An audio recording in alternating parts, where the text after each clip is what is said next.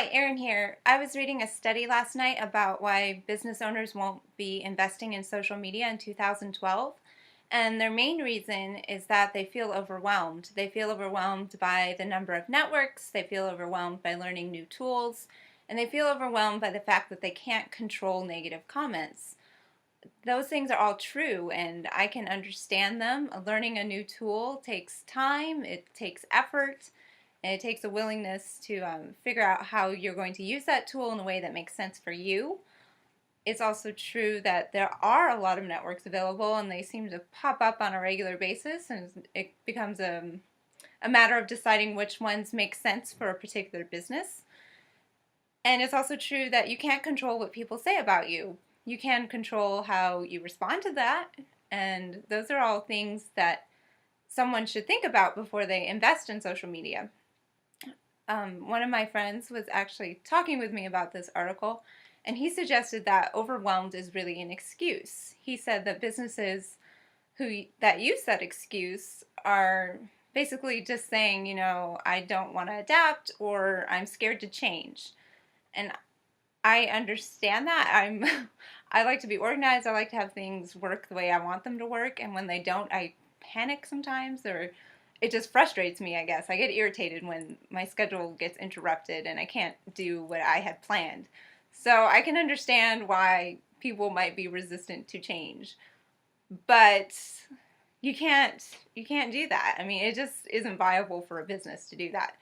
You have to be able to, I guess, forecast or see long term and to think about what you need to do in order to reach those long term goals.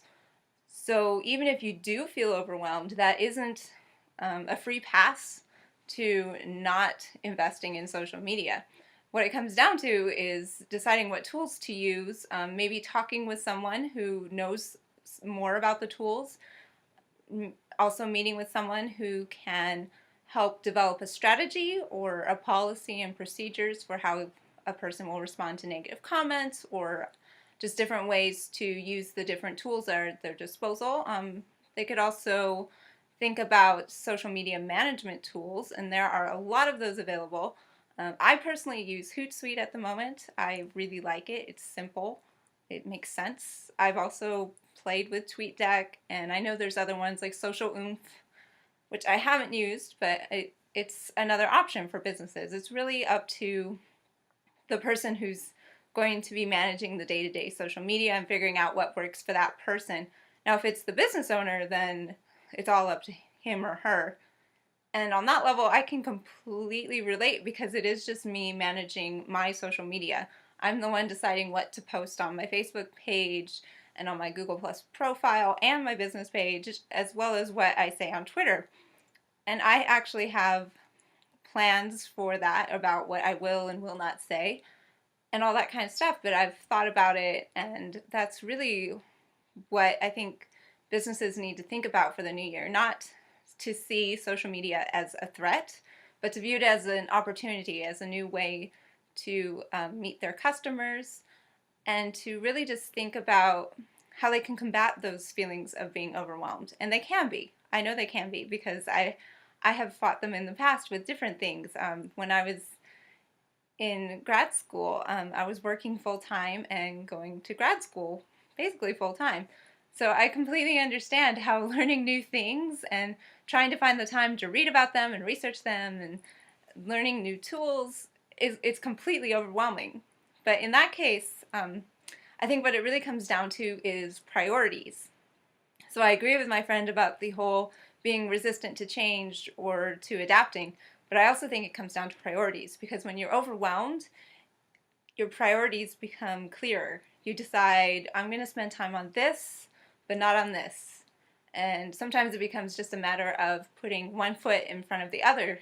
I know that was sometimes the way I had to make it through some of my days, because I really couldn't see long term. Like, I had the long term picture in mind, but all I could really focus on was that step I needed to take that day in order to reach that future goal. And so I would focus on that. And I think that's probably what a consultant can help businesses do, is to sit down with them and say, here's the long-term picture, long range, and here's how we're going to meet that day to day, and we'll work together to develop a policy that works for you.